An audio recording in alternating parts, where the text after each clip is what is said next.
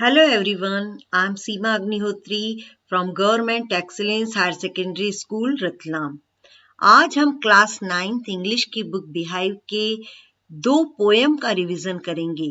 Poem 5 a legend of the Northland और poem 6 no men are foreign. इसमें हम देखेंगे एक्सट्रैक्ट। एक्सट्रैक्ट क्या होते हैं? आपके जो लेसन दिए हुए हैं या पोएम दी हुई है टेक्स्ट बुक में, उनसे लिए गए पैसेज होते हैं और उन पर आधारित क्वेश्चंस को हम सॉल्व करेंगे। तो सबसे पहले हम लेते हैं poem a legend of the Northland. इसके एक्सट्रैक्ट देखते हैं। एक्सट्रैक्ट 1। सबसे पहले पैसेज को रीड करेंगे। क्वेश्चन इस तरह से आएगा आपका, read the following extract carefully and answer the question given below it. He came to the door of a cottage in traveling round the earth where a little woman was making cakes and baking them on the hearth. Now question number 1. Who does he refer to in the first line? ये जो आपके सामने extract दिया हुआ है, passage दिया हुआ है, यहाँ पर स्टार्टिंग की लाइन में ही दिया हुआ है, फर्स्ट वर्ड है ही। तो ये ही किसके लिए यूज किया गया है यहाँ पर? ऑप्शन है Saint Thomas, option B Saint Peter, option C Saint Jesus. Correct answer is Saint Peter. Now question number 2. What was the little woman making? महिला थी वो, जब सेंट पीटर गए एक महिला के दरवाजे पर, तो वो क्या बना रही थी? ऑप्शन है फूड, हर्ब या cakes. Correct answer is cakes. ये यहाँ पर लिखा हुआ है where a little woman was making cakes. ठीक है। अब question number 3. What was Saint Peter doing? Saint Peter क्या कर रहे थे? तो correct answer is Saint Peter was travelling. यहाँ पर लिखा हुआ है he came to the door of a cottage in travelling round the earth. तो वो क्या कर रहे थे? ट्रैवलिंग कर रहे थे। इस तरह से ये आपके एक्सट्रैक्ट पोएम से पूछे जाएंगे, जिसमें से 1 और 2 क्वेश्चन जो है आपके ऑब्जेक्टिव्स रहेंगे, और जो एक और क्वेश्चन रहेगा क्वेश्चन नंबर 3 जो कि 2 मार्क का होगा, वो आपकी इस पैसेज में से ढूंढकर आपको उसका सही आंसर लिखना रहेगा। अब हम देखते हैं extract 2. Read the following extract carefully and answer the question given below it. Passage को रीड करते हैं। And being faint with fasting, for the day was almost done, he asked her from her store of cakes to give him a single one. तो ये आपने poem पढ़ी है और poem में दिया हुआ है कि उपवास होने के कारण वो उनको कमजोरी लग रही थी और जो दिन भी है वो लगभग पूरा जा चुका था। तो उन्होंने उससे कहा कि उसके जो केक्स का स्टोर है उसमें से वो उसे एक सिंगल केक दे दे। ठीक है। अब हम देखते हैं question. What did he ask her to give him? अब यहाँ पर जिस तरह से लिखा हुआ है कि उसने उससे कहा, तो इसी तरीके से प्रश्न में भी पूछा हुआ है कि उसने उससे क्या देने के लिए कहा। Options are 1 cake, 1 dozen cakes और store of cakes. So the correct answer is 1 cake, क्योंकि यहाँ पर लिखा हुआ है लास्ट लाइन में to give him a single one.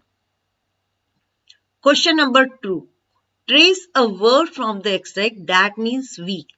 अब weak के लिए या कमजोर के लिए इस पैसेज में कौन सा वर्ड यूज किया गया है, उसे आपको ढूंढकर बताना है। ऑप्शन दिए हुए हैं fasting, option B store, option C faint. तो ये स्टार्टिंग में ही दिया हुआ है कि वो फास्टिंग के कारण या दिन भर उन्होंने कुछ नहीं खाया था सेंट पीटर ने, उसके कारण उनको कमजोरी लग रही थी। तो correct answer is here faint. Question number 3. Why was he fainting? अब वो उनको क्यों कमजोरी लग रही थी, ये भी इसी पहली लाइन में लिखा हुआ है। क्या होगा answer? He was fainting due to fasting. क्योंकि उन्होंने दिन भर से कुछ भी नहीं खाया था, इसीलिए उनको वीकनेस लग रही थी। तो इस तरह से ये हुआ आपका एक्सट्रैक्ट 2। आइए अब हम देखते हैं थर्ड एक्सट्रैक्ट। इसमें भी पैसेज को रीड करते हैं सबसे पहले। Away, away in the northland where the hours of the day are few and the night are so long in winter that they can't sleep them through. Now question number 1। तो पहले तो ये passage को समझ लेते हैं कि क्या दिया हुआ है। Away away in the Northland, away away क्यों बताया गया है, दो बार लाइन को दो बार ये वर्ड रिपीट किया गया है, ये बताने के लिए कि काफी दूर नॉर्थलैंड में जहां पर दिन के घंटे क्या होते हैं, कम होते हैं, और जो रात होती है ठंड की वो बहुत लंबी होती है, और इतनी लंबी होती है कि वो पूरी रात नहीं सो सकते, क्योंकि कितना ज्यादा समय तक कोई सोएगा, दिन छोटा है और रात बहुत ज्यादा लंबी है। Now question number 1, which place is discussed in this extract, अर्थात इस एक्सट्रैक्ट में कौन सा प्लेस डिस्कस किया गया है। Options are Westland, option B Southland, option C Northland. The correct answer is Northland, starting में ही लिखा हुआ है, और आपने पोएम्स पढ़ी है उसमें लिखा हुआ है नॉर्थलैंड, अर्थात नॉर्थ पोल के पास का जो एरिया है उसे नॉर्थलैंड कहते हैं। वहां की ये एक लेजेंड बताया गया है। Now question number 2, what does hours of the day are few mean, ये यहाँ पर जो ये लाइन लिखी हुई है, where the hours of the day are few, तो इसका क्या मतलब है कि दिन के घंटे कम हैं, इसका क्या मतलब है।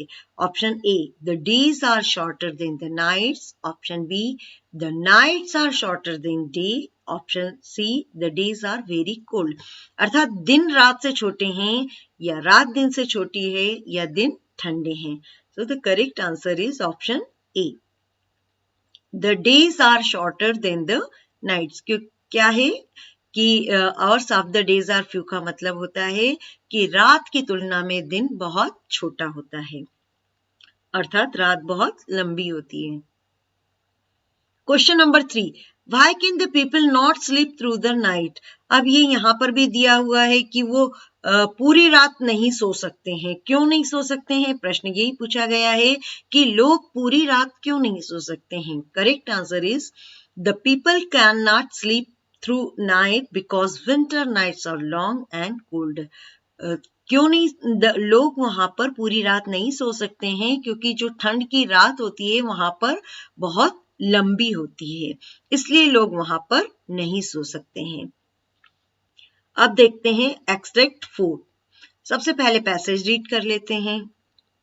Then Saint Peter grew angry, for he was hungry and faint, and surely such a woman was enough to provoke a saint.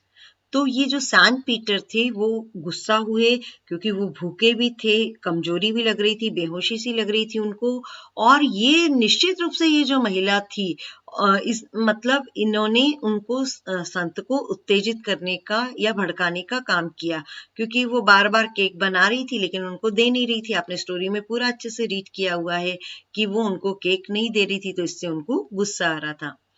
अब question number 1, the author of the poem a legend of the Northland is, आपको legend of the Northland के poet का नाम बताना है। Options are Phoebe Cary, option B Robert Frost, option C Subramania Bharati. तो ये इसका करेक्ट आंसर है ऑप्शन ए फीबे कैरी। ठीक है, तो ये रॉबर्ट फ्रोस्ट और सुब्रमण्य भारती आपने पहले पढ़ रखी हैं, कौन कौन सी पोएम के राइटर हैं, और लेजेंड ऑफ द नॉर्थलैंड के राइटर का नाम है Phoebe Cary. Question number 2, what is the rhyming word of faint in the passage. अब फैंट के लिए आप क्वेश्चंस को अच्छे से रीड करिए कि क्या वो उसमें मीनिंग पूछा जा रहा है, उसका एंटोनिम पूछा जा रहा है, सिनोनिम पूछा जा रहा है, या राइमिंग वर्ड पूछा जा रहा है। तो यहाँ पर ध्यान देने वाली बात है, यहाँ पर पूछा गया है कि फैंट का राइमिंग वर्ड बताइए पैसेज में से देखकर। Option A hungry, option B saint and option C weak. यदि यहाँ पर मीनिंग पूछा जाता तो आप जरूर इसको वीक लिखते, लेकिन यहाँ पर क्वेश्चन पूछा गया है राइमिंग, इसकी राइमिंग क्या होगी फैंट की, ऑप्शन जो है बी सैंट, ये इसका करेक्ट आंसर है। Question number 3, whom did the woman provoke, अब ये महिला ने किसको गुस्सा दिलवा दिया था, महिला के जो व्यवहार था, बर्ताव था, तो correct answer is the woman provoked Saint Peter. Okay, तो महिला उनकी वजह से किसको गुस्सा आया था, सैंट पीटर को गुस्सा आया था। अब हम देखते हैं extract 5। Now you shall build as the birds do, and shall get your scanty food by boring and boring all day in the hard dry wood.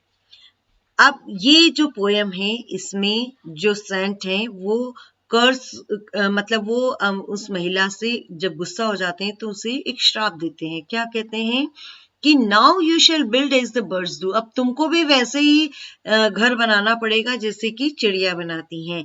And shall get your scanty food, और तुम कैसे भोजन लोगी अपना थोड़ा सा।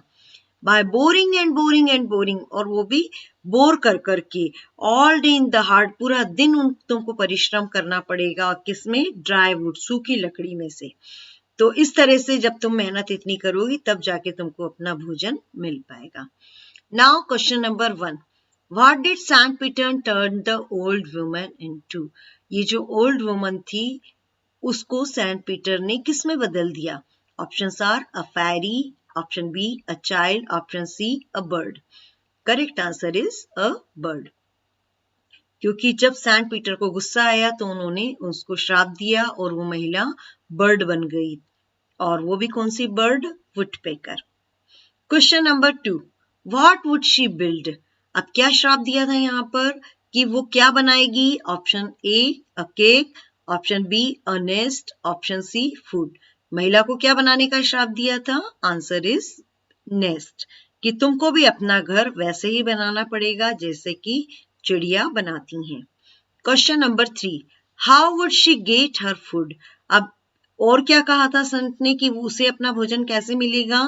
Answer is she would get her food by boring into the hardwood. और उसे अपना भोजन कैसे मिलेगा? उसे अपना भोजन जो कड़क लकड़ी है उसके अंदर बोर करने के बाद ही उसे अपना फूड मिलेगा। और ये आप सब लोगों ने देखा ही है वुडपेकर को कि किस तरह से वो लकड़ी में छेद कर करके और फिर उसके बाद में उसे अपना भोजन मिल पाता है। तो ये 5 एक्सट्रैक्ट हमने देखे थे लेजेंड ऑफ द नॉर्थलैंड के। अब हम देखते हैं नेक्स्ट पोएम है हमारी नो मेन आर फॉरेन, और जिसके राइटर हैं जेम्स किर्कप। ये जो राइटर हैं उनका राइटर का फोटो मैंने आपके सामने बता रखा है, और इन्हीं की पोएम बहुत बढ़िया पोएम दी है नो मेन आर फॉरेन, और इस पे आधारित एक्सट्रैक्ट और उसके क्वेश्चन आंसर्स को हम देखते हैं। इसमें एक्सट्रैक्ट देखिए, पहले पैसेज को रीड करते हैं। Remember, no men are strange, no country is foreign. Beneath all uniforms, a single body breathes like ours. The land our brother walks upon is earth like this, in which we all shall lie. तो यहाँ पर poet ये कहना चाहते हैं कि कोई भी व्यक्ति अजनबी नहीं है, कोई भी जो देश है वो विदेश नहीं है। हम अपने आप बाउंड्रीज बना लेते हैं, लेकिन ऐसा नहीं है। सबकी एक यूनिफॉर्म, जो भी हम कपड़े पहनते हैं उनके सबके जो ड्रेसेस हैं उसके नीचे सभी की एक जैसी बॉडी ब्रीथ करती है, जैसे सभी एक ही तरीके से सांस लेते हैं। Single body breathes like ours, the land our brothers walk upon, मतलब उसी तरीके से चलते हैं, सब उसी पृथ्वी के ऊपर चलते हैं और हम सब उसी पृथ्वी पर एक पर ही रहते हैं। Question number 1, what is there under all uniform? तो यहाँ पर पोएट ने क्या बताया है कि ऑल यूनिफॉर्म के अंदर क्या है? Option A single heart, single body और single mind. The correct answer is single body. यहाँ पर लिखा हुआ है beneath all uniforms a single body breathes, तो आंसर क्या आएगा? Single body. Question number 2, where do brothers walk? Brothers कहाँ चलते हैं? Option A on the land, on the ground और on the hearth. Correct answer is on the land. यहाँ पर लिखा हुआ है the land our brother walk upon, तो ये आपको इसको पैसेज में से सर्च करके आंसर लिखना है और यहाँ पर क्लियर लिखा हुआ है। Now question number 3, what shall all we do to the earth? हम सब क्या करेंगे पृथ्वी पर? आंसर है we all shall lie in it. ये यहाँ पर लास्ट लाइन में लिखा हुआ है कि ये जो पृथ्वी है हम यहीं पर रहेंगे।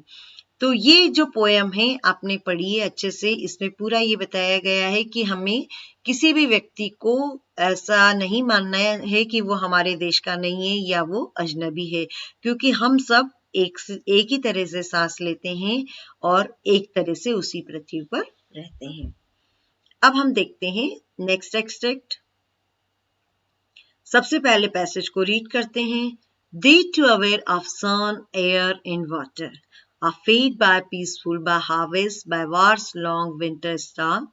Their hands are ours, and in their lines we read a labor not different from our own. तो ये पूरा जो पैसेज है, इसमें पोएट ने यही बताया है कि सन, एयर, वाटर, हार्वेस्ट, ये सारी चीजें जो हैं, ये सब कैसी होती हैं? ये सब में समान रूप से वितरित होती हैं और ये जो लेबर है ये भी हमारा और उनका कोई अलग नहीं है। तो क्वेश्चन नंबर 1 है व्हाट फीड्स देम। फीड का वर्ड यहाँ पर यूज किया गया है और feed by pestful by harvest. तो व्हाट फीड देम, क्या फीड करते हैं उन्हें? ऑप्शन ए है harvest, option B water and option C is air. Correct answer is harvest. Question number 2. Give the meaning of aware. Aware का meaning बताना है आपको। Option A to avoid, option B to know and option C sun. Aware का मतलब होता है जागरूक होना, तो इसका अर्थ आ जाएगा to know, पता करना। Now question number 3.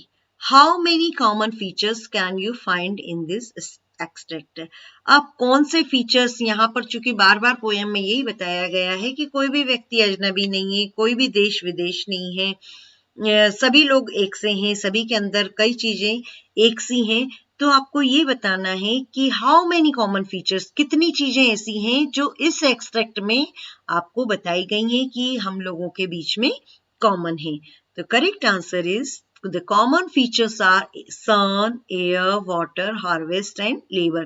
ये 3 चीजें तो यहीं पे लिखी हुई है, sun, air और water, और बाद में लिखा गया है peaceful by harvest and a labor not different. labor भी different नहीं है। इस तरह से देखा जाए तो टोटल ये 5 चीजें इस पैसेज में मेंशन की गई हैं जो हम लोगों में कॉमन है।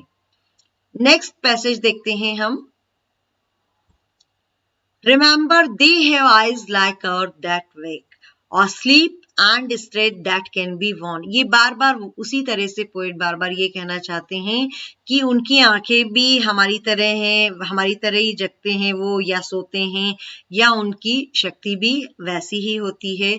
By law in every land is common life that all can recognize and understand. अब हम देखते हैं इस पैसेज के question answers. Write the antonym of the word strength. Strength जो शब्द है उसका आपको विलोम शब्द बताना है, उसका अपोजिट वर्ड या एंटोनिम बताना है। ऑप्शन ए है स्लिप, ऑप्शन बी पावर और ऑप्शन सी वीकनेस। स्ट्रेंथ का मतलब ताकत या शक्ति से होता है, तो इसका जो एंटोनिम होगा वो जरूर कमजोरी से आएगा, इसलिए इसका सही आंसर है answer C weakness. Question number 2. What is the name of the author of the poem No Men Are Foreign? No Men Are Foreign जो पोएम है, इनके राइटर का नाम आपको बताना है। ऑप्शन दिए हुए हैं Robert Frost, option B Subramaniam Bharati and option C James Kirkup. So the correct answer is James Kirkup. Question number 3. What do they have in common? अब फिर यहाँ पर यही पूछा गया है कि उन लोगों में क्या कॉमन है। यहाँ पर लिखा हुआ है दे हैव, क्या क्या चीजें कॉमन है, तो दे हैव आईज, और जिस तरह से सोते हैं, स्लीप, स्ट्रेंथ, ये सारी चीजों को कॉमन बताया गया है। तो यहाँ पर हमने लिखा है they have eyes, sleep etcetera in common. आप चाहें तो लिख सकते हैं they have eyes, sleep, strength, love, तो ये सारी चीजें आप मेंशन कर सकते हैं कि ये सारी चीजें बताई गई हैं कि ये कॉमन होती हैं सभी लोगों में। आइए देखते हैं next extract. Let us remember whenever we are told to hate our brothers, it is ourselves that we shall dispose, betray, condemn. Remember we who take arms against each other. इन लाइनों में पोएट ये कहना चाहते हैं कि हमें ये याद रखना है कि जो हमसे कहा जाता है कि हम अपने भाइयों से घृणा करें, तो ये हमारे ऊपर निर्भर करता है कि हम क्या करें। और हमारे ऊपर निर्भर करता है जो हम फालतू में लोगों के विरुद्ध या हमारे अपनों के विरुद्ध हथियार उठा लेते हैं। तो हमें किसी की बातों में नहीं आना है। अब question number 1, give the सिनोनियम of the word remember. Remember करना यानी याद करना। याद करने के लिए यहाँ पर जो वर्ड है, यहाँ पर बार बार कहा गया लेटेस्ट रिमेंबर, तो ये रिमेंबर का एक्चुअल में अर्थ क्या होता है, इसका कोई और अर्थ होता है वो बताना है आपको। ऑप्शन दिया हुआ है forget, option B number, option C to recall.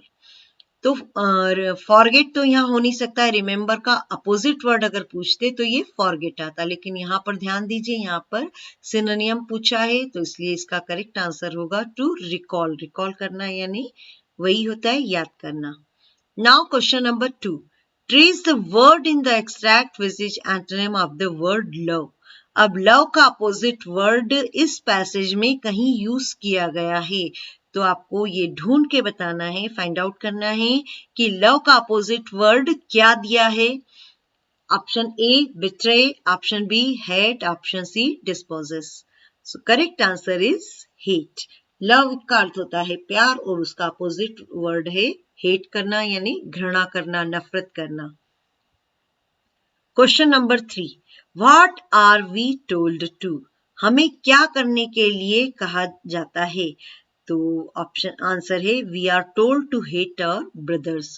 यहाँ पर ये लाइन दी हुई है to whenever we are told to hate our brothers, तो यहाँ पर लिखा गया है कि हमें ये कहा जाता है कि हम अपने भाइयों से घृणा करें। मतलब भाइयों से मतलब जो दूसरे लोग भी हैं हमारे साथ रहते हैं, तो वो सब हम भाई हैं, लेकिन हमें जो पॉलिटिशियंस हैं वो अपने फायदे के लिए हमें ये कहते हैं कि हम उनसे घृणा करें और हमें एक दूसरे के खिलाफ लड़वाते हैं, हथियार उठवा लेते हैं।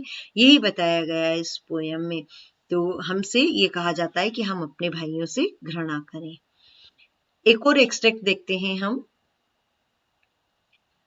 It is the human earth that we defile. Our hails of fire and dust outrage the innocence of air that is everywhere our own. Remember, no men are foreign and no countries strange. Now the question number 1. What is the meaning of defile? Defile का मतलब क्या होता है? Option A make clean, option B make fresh और option C make dirty. तो defile का मतलब होता है मैक डर्टी, गंदा करना। Question number 2, how is the air. Air कैसी है, तो यहाँ पर लिखा हुआ है एयर कैसी है, our hells of fire and dust outreach the incense of air. तो इनसेंस ऑफ एयर तो यानी एयर कैसी है, इनसेंस है। ऑप्शन तीनों दे रखे हैं आपके सामने, इनसेंस, कूल और हॉट, लेकिन करेक्ट आंसर क्या है यहाँ पर, incense. Now question number 3, what should we remember. हमें क्या याद रखना चाहिए, तो ये लास्ट लाइन में ही दिया हुआ है रिमेंबर करके, तो आप यहाँ से समझ सकते हैं कि इसका आंसर क्या होगा। और आंसर को हम क्वेश्चन की लैंग्वेज में ही देंगे कि व्हाट शुड वी रिमेंबर, हमें क्या याद रखना चाहिए, तो we should remember that no men are foreign and no countries strange. हमें क्या याद रखना चाहिए कि कोई भी व्यक्ति फॉरेन नहीं है और कोई भी कंट्री जो है अजनबी नहीं है। तो ये आपके दोनों पोयम के एक्सट्रैक्ट थे और इस पर आधारित क्वेश्चन के आंसर्स हमने देखे।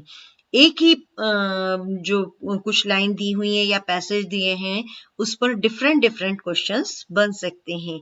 तो आप पोयम की हर लाइन को समझिए, हर वर्ड का मीनिंग याद होना चाहिए, उसका एंटोनिम, उसका सिनोनिम भी आप अच्छे से याद रखिए। हर पोयम और उसके पोएट का नाम तो निश्चित ही आपको पता होना चाहिए। तो इस तरह से ये आपके पूरे जो एक्सट्रैक्ट हैं दोनों खत्म होते हैं और आपको ये अच्छे से समझ में आए होंगे। Okay, thank you student.